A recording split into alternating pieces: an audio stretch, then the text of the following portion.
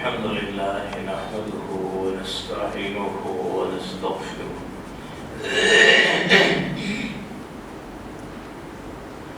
ونؤمن به ونتوكل عليه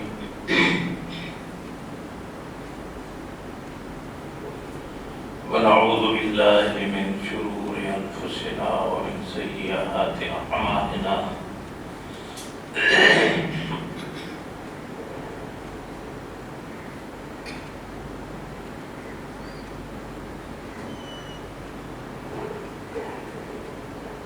من يهده الله فلا مضل له ومن يضلله فلا هادي له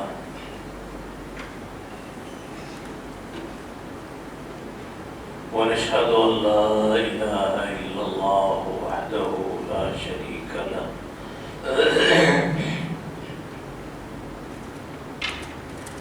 ونشهد أن سيدنا ومولانا محمدا عبده ورسوله صلى الله تعالى عليه وعلى آله وأصحابه وبارك وسلم تسليما كثيرا. أما بعد فأعوذ بالله من الشيطان الرجيم. بسم الله الرحمن الرحيم. شهر رمضان الذي أنزل فيه القرآن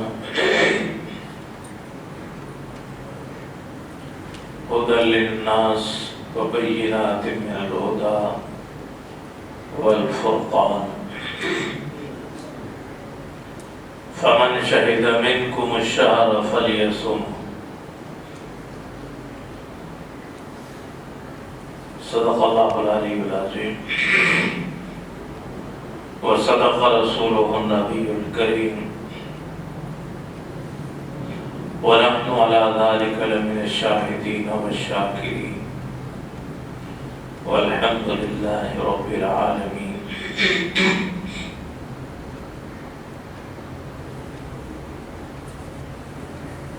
آج 28 شعبان المکرم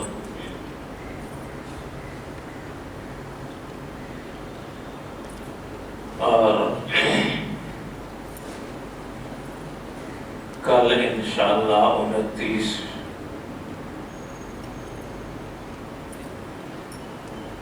اور ہمارے پاکستان کی روایات کے مطابق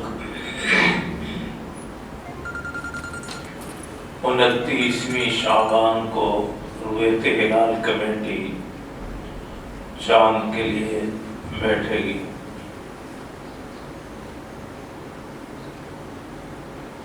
اور وہ چاند کے شعبان کے 29 یا 30 ہونے کا اعلان کریں گی. چاند دیکھنے کے بعد نظر آتا ہے تو پھر یہ 29 کا ہوگا، اور اگر نظر نہیں آتا تو پھر یہ شعبان کا مہینہ 30 دنوں کا ہوگا اور رمضان المبارک پھر اتوار کا ہوگا. تبصرہ تجزیے تو یہی آ رہے ہیں کہ پہلا روزہ اتوار کا ہوگا.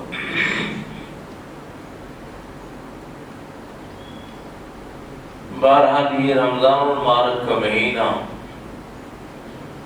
12 مہینوں میں سے ایک مہینہ ہے، اور 11 مہینے بغیر رمضان المبارک کے ہم بغیر روزے رکھے گزار دیتے ہیں.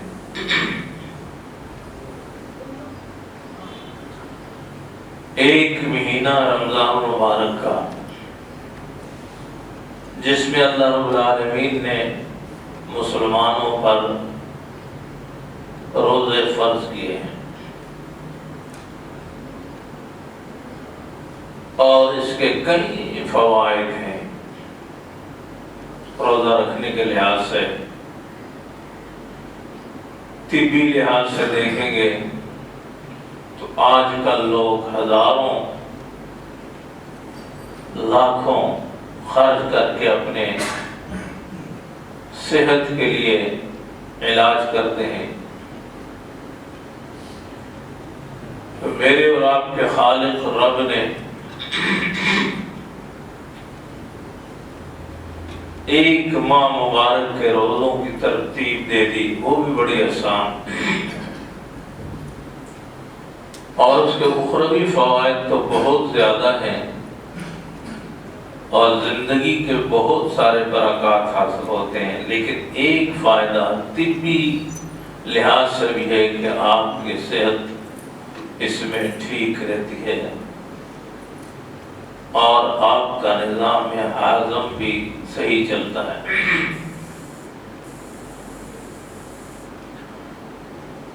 تو اللہ رب العالمین فرماتے ہیں شہر رمضان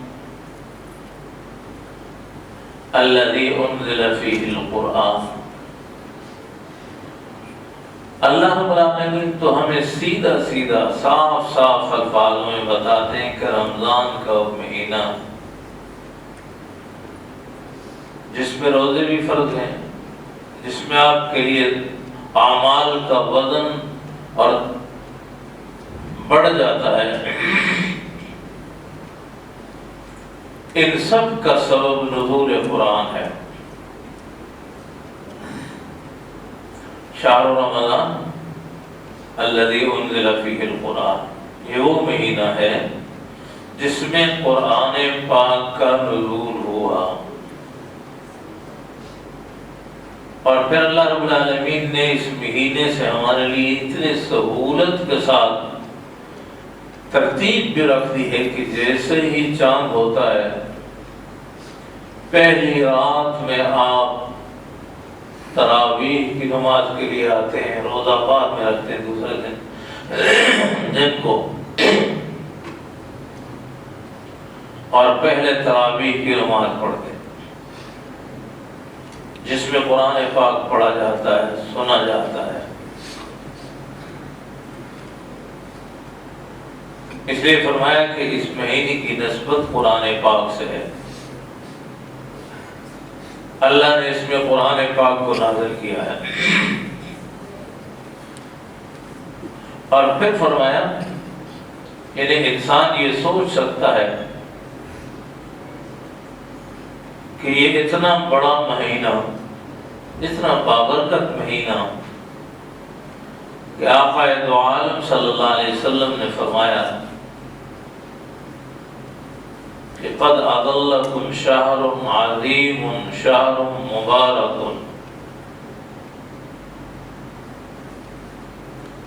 کہ تم پر شعبان کے آخری دنوں فرمایا بہت عظمت والا مہینہ، بڑا بابرکت مہینہ اپنا سایہ ڈال رہا ہے. یہ عظیم مہینہ، عظیم برکتیں ہمیں اس قرآن پاک کی نسبت سے ملی. یہ قرآن کیا ہے جو اس عظیم مہینے میں ہمیں ملا؟ فرمایا یہ ہدی للناس، لوگوں کے لیے ہدایت کا ایک ذریعہ ہے. اور پھر ایک جگہ فرمایا ہدی للمتقین، ہدایت وہی حاصل کریں گے جو متقی ہوں گے، جو یقینی طور پر اللہ پر ایمان و یقین ان کا کامل ہوگا. تو فرمایا ہدی للناس، یہ اللہ کا قانون اور اصول تو ضابطہ یہ ہے کہ للناس سارے انسانوں کے لیے. اللہ نے اس قرآن کو ساری انسانیت کے لیے نافذ کیا. ساری دنیا میں سب انسانوں کے لیے. مثال کے طور پر اللہ رب العالمین نے پانی کو پیاس بجھانے کے لیے بہت سارے اور فوائد ہیں. لیکن بڑی ضرورت انسان کی یہ ہوتی ہے کہ پیاس جب لگتی ہے تو وہ پانی پیتا ہے، اور پانی پینے سے اس کی پیاس بجھ جاتی ہے اور اس کو سکون ملتا ہے۔ پانی کی خاصیت تو پیاس کو بجھانا ہے، لیکن ایک آدمی پانی پیتا ہے تو اس کی پیاس بجھتی ہے، اور ایک نہیں پیتا، پانی موجود ہے، پانی کی کوئی کمی نہیں ہے، لیکن وہ اگر پیتا نہیں ہے تو اس کی پیاس بجھتی بھی نہیں ہے۔ تو اللہ رب العالمین نے قرآن پاک کی بھی یہ وصف بیان کیا کہ یہ ہے ہدی للناس، ہدایت ہے لوگوں کے لیے۔ قرآن پاک ہدی للناس ہے۔ فرمایا ہمیں کیسا نظر آئے گا؟ تو اللہ نے فرمایا کہ یہ تو واضح بات ہے، وبینات من الہدی، کوئی ایسی چھپی ہوئی بات بھی نہیں کہ آپ کو تلاش کرنی پڑے۔ آؤ قرآن کو پڑھو، قرآن کو سمجھو، قرآن کے مطابق زندگی فرد کی بھی اور اجتماعی زندگی کو بھی لے آؤ۔ جو قرآن ہدایات دیتا ہے کہ حرام مت کھاؤ، حلال کھاؤ، اور پیارے آقا صلی اللہ علیہ وسلم نے حرام اور حلال کی واضح طور پر بیان فرما دیا۔ قرآن پاک ہمیں ہدایت دیتا ہے کہ وعدہ خلافی مت کرو، جس سے وعدہ کرتے ہو اس وعدے کو پورا کرو۔ ان العہد کان مسئولا، قیامت کے دن تم سے پوچھا جائے گا کہ تم نے فلاں کے ساتھ وعدہ کیا تھا اور اس کو کیوں نہیں نبھایا۔ قرآن پاک ہمیں حکم دیتا ہے کہ جھوٹ مت بولو، اور حضور نے فرمایا کہ سچ انسان کو نجات دیتا ہے اور جھوٹ ہلاکت میں ڈالتا ہے۔ بینات من الہدی، ہدایت کے واضح اللہ نے احکامات دیے ہوئے ہیں قرآن پاک میں، اس کو لے آؤ اپنے کھانے میں، اپنے سونے میں، اپنے معاملات میں، اپنے تجارت میں، اپنی معاشرت میں، اپنی تہذیب میں، اور اس کو لے آؤ اپنی سیاست میں، اپنے اقتدار میں۔ قرآن پاک کے علاوہ کوئی نظام کامیاب نہیں ہو سکتا، نہ انفرادی انسانیت کے لیے اور نہ اجتماعیت کے لیے۔ اس قرآن کے اصول پہ آ جاؤ جس میں واضح بیان کیا ہوا وبینات من الہدی۔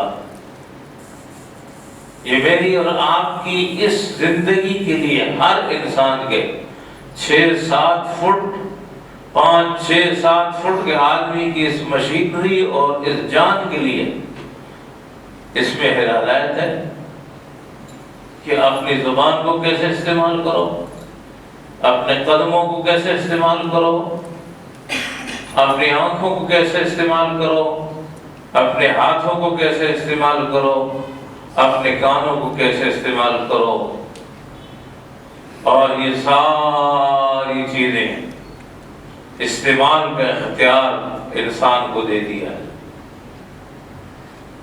اور استعمال کے طریقے بتلا دیے۔ اللہ نے واضح طور پر طریقے بتلا دیے ہیں کہ تمہارے اختیار میں ہے۔ اب تم تجارت میں سود کے ذریعے تجارت کرتے ہو، تمہاری مرضی ہے، لیکن فرما دیا اللہ نے کہ یہ حرام ہے۔ اور زکوٰۃ ادا کرو اللہ نے اختیار پھر مجھے اور آپ کو دے دیا کہ ہم زکوٰۃ ادا کریں یا نہ کریں۔ فائدہ اور نقصان اللہ اور اللہ کے رسول نے بتلا دیا۔ اللہ اور اللہ کے رسول نے خود عمل کر کے بتلایا، صحابہ اکرام نے خود عمل کر کے بتلایا، اور زندگی میں ایک نمونہ بن گیا۔ منافقین سے کہا کہ آمنو کما آمن الناس، تم اگر ایمان کا دعویٰ کرتے ہو، کفار غیر مسلم اور سب کو کہا کہ پھر آمن الناس، صحابہ اکرام کو معیار بتلایا۔ بعض لوگ کہتے ہیں ہمارے لیے اللہ کی ذات کے علاوہ کوئی معیار نہیں ہے۔ بعض لوگ کہتے ہیں کہ ہمارے لیے اللہ اور اللہ کا رسول معیار ہے اور کوئی معیار نہیں ہے، لیکن اللہ نے اور اللہ کے رسول نے فرمایا آمنو کما آمن الناس، جیسے صحابہ کرام ایمان لائے اس طرح تم بھی ایمان لاؤ، تمہارا ایمان کا معیار وہ ہے۔ پھر اللہ نے ان صحابہ کرام کی جنہوں نے قرآن پاک پر عمل کیا، ان کی زندگی کی کامیابی کو ہمارے سامنے واضح طور پر رکھ دیا۔ کون لوگ تھے جو جہلائے عرب، کون لوگ تھے جو ہر طرح سے زندگی کے سطحی زندگی میں زندگی گزار رہے تھے، لیکن جب ایمان لے آئے اور پھر قرآن و سنت پر عمل کیا تو اللہ رب العالمین نے ان کو اعلیٰ عزت سے نوازا اور دنیا کے سامنے انہیں حکمرانی دی۔ میرے آقا صلی اللہ علیہ وسلم قرآن و سنت کے لے کر حکمران بنے، حاکم بنے، اور قرآن و سوران کے مطابق پھر فیصلے کیے اور حکمرانی چلائی، عدل و انصاف کا نظام قائم کیا۔ بعض لوگ شارٹ کٹ کر دیتے ہیں کہ جی کامیابی دین میں ہے، کامیابی حکومتوں میں نہیں ہے۔ بلکہ میں کہتا ہوں ہر چیز ہر نعمت کے ساتھ اگر دین ہے تو کامیاب ہے، اور حکمرانی مل جائے اور دین نہیں ہے تو ناکامی ہے۔ اولاد مل جائے، اولاد نافرمان ہے، بددین ہے، یہ نعمت نہیں ہے۔ رزق مل جائے، مال و دولت مل جائے، مکان مل جائے، بیوی مل جائے، بچے مل جائیں، اگر ان میں دین ہے تو یہ کامیابی ہے۔ بڑی تجارت ہے، اس میں دین ہے تو کامیابی ہے۔ اگر دین نہیں ہے تو حکمرانی میں بھی ناکامی ہے، اگر دین نہیں ہے تو تجارت میں بھی ناکامی ہے، اور اگر دین نہیں ہے تو اولاد میں بھی ناکامی ہے، خسارہ ہے۔ الا الذین آمنوا وعملوا الصالحات وتواصوا بالحق وتواصوا بالصبر۔ تو کامیابی دین کے ساتھ ہے۔ اللہ کے رسول نے حکمرانی کی، سیاست کی، لیکن قرآن کی سیاست کو، اللہ کے احکامات کی سیاست کو لیا۔ حضور اکرم صلی اللہ علیہ وسلم نے فرمایا یہ کوئی ممنوع شجرہ ممنوع نہیں ہے۔ بنی اسرائیل میں فرمایا تسؤسهم الانبیاء، انبیاء بنی اسرائیل سب کے سب سیاست کرتے تھے اللہ کے احکام کے مطابق۔ اذا ہلک نبی خلفہ، اور ایک نبی جب فوت ہو جاتا، دنیا سے انتقال کر جاتا، تو اس کا دوسرا خلفہ آ جاتا، قائم مقام آ جاتا۔ اور آپ نے فرمایا انا خاتم النبیین، میں خاتم النبیین ہوں، لا نبی بعدی، میرے بعد کوئی بھی نبی نہیں آئے گا، میں تمہارے لیے چھوڑ کے جا رہا ہوں قرآن اور اپنی سنت۔ اس کو اپناؤ، اپنے معاشرے میں اپناؤ، اپنی تہذیب میں اپناؤ، اپنے گھر میں اپناؤ، اپنی عدالتوں میں اپناؤ، اپنے حکمرانوں میں قرآن و سنت کو لے آؤ۔ شہر رمضان ہے، یہ رمضان المبارک کا مہینہ انزل فیہ القرآن، جس میں اللہ نے قرآن پاک کو نازل کیا اور قرآن پاک کے احکامات پر عمل کر کے رسول اللہ صلی اللہ علیہ وسلم نے عملی زندگی بتائی۔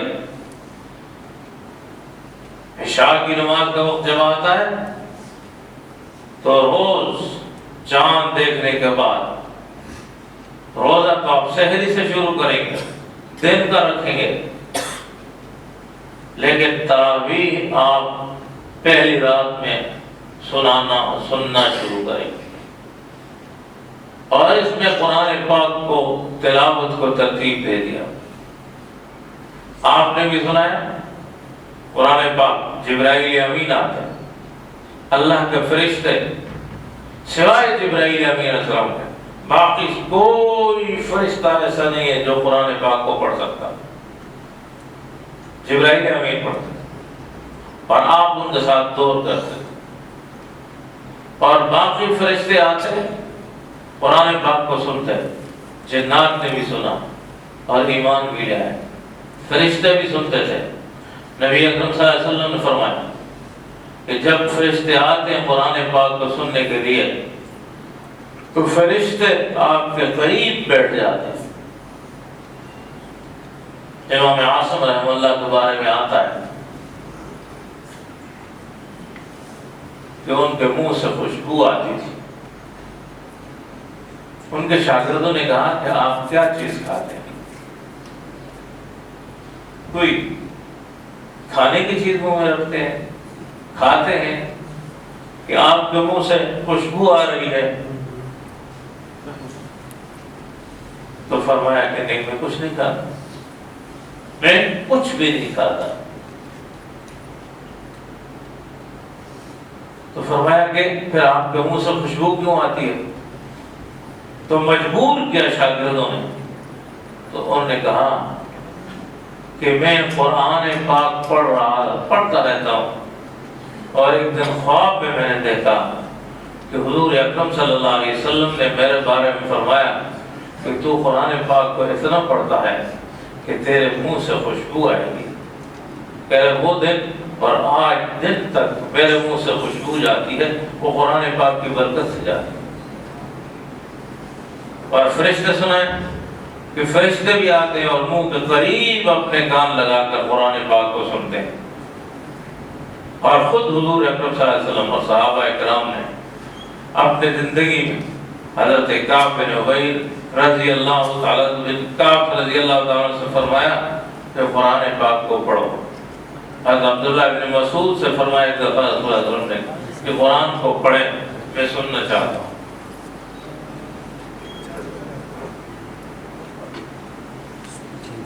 تو فرمایا یا رسول اللہ آپ میرا قرآن پاک سنیں گے؟ کہا ہاں میں سنوں گا۔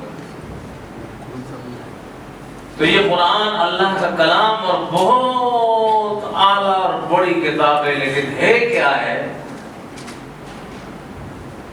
آج میرے اور آپ کے ذہن میں کیا ہے؟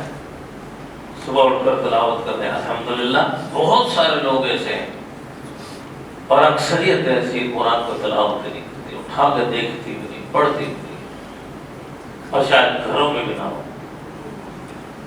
لیکن گھروں میں بہت کم لوگوں کے لیے ہوگا۔ پڑھنے کی توفیق نہیں، وقت نہیں ہے، اور وہ شیطان جو ہمارے دلوں پر بیٹھا ہوا ہے قبضہ کر کے ہمارے رگو پے میں صلاحیت کرتا ہے، اس نے ہمارے لیے مشکل ترین کام اگر کوئی بنایا ہے، ہمارے لیے اگر زندگی میں مشکل کام ہے تو وہ دینی کام ہے۔ تلاوت قرآن پاک مشکل ہے، ہمیں وقت نکال نہیں سکتے پڑھنے کے لیے، اور اس میں ہمارے لیے رکاوٹیں بنتے ہیں۔ ہم نماز کے لیے جانا چاہیں، نماز کے لیے نہیں چھوڑ دیں، اللہ کے راستے میں مال خرچ کریں تو وہاں وسوسے ڈلتے ہیں، اور اگر اللہ کے راستے کو چھوڑ کر کہیں حجروں اور مجروں میں پیسے لگانے پڑے تو وہاں دل کھول کر لگاتے ہیں، شاباش لینے کے لیے، داد لینے کے لیے، لیکن اللہ کے راستے میں تو اپنی ضروریات سامنے آ جاتی ہیں۔ یہ بھی میرے گھر میں ضرورت ہے، یہ میرے بچوں کی ضرورت ہے، یہ میرے فلاں کی ضرورت ہے، یہ میرے فلاں کی ضرورت ہے، اور وہاں کچھ بھی نہیں آتا. یہی حال ہے, ٹی وی کو دیکھتے ہوئے ہم وقت سارا گزار دیں گے, قصے اور کہانیاں سنیں گے, بناوٹی باتیں سنیں گے, لیکن قرآن کی تلاوت کے لیے ہم وقت نہیں نکال سکیں گے. پکا ارادہ کریں کہ اس رمضان المبارک میں ہم نے اپنے آپ کی اصلاح کرنی ہے. اللہ نے قرآن رمضان المبارک ہماری اصلاح کے لیے بھیجا ہے اور ہم نے اپنی اصلاح کرنی ہے. رات کو تراویح پڑھنی ہے اور 5 وقت کی نمازوں کی پابندی کرنی ہے, اور یوں ہی رمضان المبارک کے پورے روزے رکھنے ہیں. کیا ہوتا ہے؟ بعض لوگ کہتے ہیں جی میں نہیں رکھ سکتا. کیوں نہیں رکھ سکتے؟ آپ رکھ کر کو دیکھیں, یہ جو اور آدمی رکھ رہے ہیں اس میں اور آپ میں کیا فرق ہے. آپ ارادہ کریں, اللہ آسانی کرے گا. اللہ نے اس دین کو اتنا آسان بنایا ہے. اور اس رمضان مبارک کے روزوں کو دیکھیں, اللہ نے 24 گھنٹے نہیں ہیں اور 1 گھنٹہ 23 گھنٹے روزے کر دیتے, 1 گھنٹہ ہماری افطاری کے لیے کر دیتے. ایسا نہیں ہے. اللہ نے تو کہا کہ صبح فجر سے لے کر کے غروب آفتاب تک روزہ رکھو, اور فجر کی آذان کا خیال مت کرو. لوگ دیکھتے ہیں کہ مسجد سے آذان نہیں ہوئی. یہ مسئلہ یاد رکھیں اور دوسروں کو بھی بتلائیں کہ آذان تب دی جاتی ہے جب صبح طلوع ہو جاتی ہے, دن آ جاتا ہے. اور روزہ آپ نے اس سے پہلے بند کرنا ہے. رات کا حصہ باقی ہے تو آپ نے اپنا روزہ بند کرنا ہے. آپ اپنی گھڑیوں کو وقت کے ساتھ ملا لیں, آسان طریقہ. اپنے موبائلوں میں ہر آدمی کے پاس آج موبائل ہے, اس میں گھنٹی لگا دیں ٹیم پر, اسی پر پابندی کے ساتھ سحری بند کریں. مسجد کے اذان کا خیال نہ کریں. مسجد کی اذان 5 منٹ بھی لیٹ ہو سکتی ہے, 3 منٹ بھی لیٹ ہو سکتی ہے, اور کچھ دیر بعد ہوگی جب فجر داخل ہوگی. اور اگر اس سے پہلے اذان مؤذن دیتا ہے رات کے حصے میں تو وہ اذان ہی نہیں ہوتی, اس کو دوبارہ لوٹانا پڑتا ہے. لہذا یہ نہ دیکھیں کہ اذان ہوگی تو ہم سحری ختم کریں گے اور یوں ہی وقت لگا. آج کل تو وقت پہ پابندی کے ساتھ افطار اذان ہو جاتی ہے, لیکن بہرحال آپ اپنے اوقات کی پابندی کریں اور شریعت کے مطابق چلیں. گھڑی اور الارم کے مطابق بنا تحقیق کریں اور اس کے لیے شوق پیدا کریں کہ ہم بڑے شوق اور ذوق سے اللہ کی عبادت کریں گے. تلاوت کے لیے بھی کوئی وقت مقرر کریں آپ اپنی سہولت کے مطابق. بہتر ہے کہ سب سے فجر میں تلاوت بھی کر لیں, لیکن چلو آپ کی مرضی ہے, فجر میں آپ کی ضرورت ہے اور کوئی اور وقت آپ کو میسر ہے, اس میں آ جائیں تلاوت کے لیے, تلاوت کریں. اور ایک ضرور تیسری بات میں یہ کہوں گا کہ دعاؤں کا اہتمام کرنا, دعاؤں کا اہتمام کرنا, اور دعاؤں میں کوئی کمی نہ چھوڑیں. اللہ سے یقین کے ساتھ دعائیں مانگیں, یقین کامل کے ساتھ کہ میری یہ دعا میں اللہ سے مانگ رہا ہوں, اللہ میری اس دعا کو دیکھ بھی مجھے رہے ہیں, سن بھی رہے ہیں, اور میری دعا کو رد بھی نہیں کرتے, میری دعا پر ناراض نہیں ہو رہے, میری دعا پر مجھ سے خوش ہو رہے ہیں. میرے برے اعمال کو اگر میں توبہ کر رہا ہوں تو وہ معاف کرنے میں خوش ہوتے ہیں. کہ یقین کر کے آپ آئیے, مجھے بھی اللہ توفیق دے اور آپ سب کو بھی, اور اہتمام خود بھی کریں, اپنے گھر میں اہل و عیال سے بھی کرائیں, اور معاشرے میں بھی جہاں تک میرا اثر ہے, آپ کا اثر ہے, ہر آدمی اپنے اثر و رسوخ تک اس دین کے کام کو پہنچائے. ہم کہتے ہیں رب العالمین ہمارے رات کو جو ہم ملک کی لحاظ سے اور پوری امت کے لحاظ سے پریشان حال ہیں, اللہ حالات کو بدل دے. اللہ رب العالمین ہمیں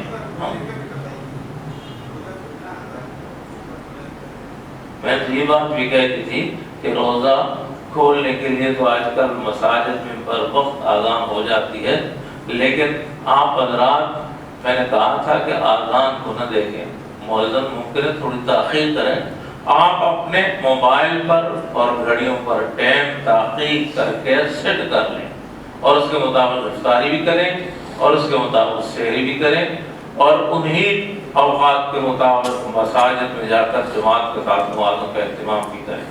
اللہ رب العالمین آسانی فرمائے، ہم سب کو صحت بھی نصیب فرمائے، اور رمضان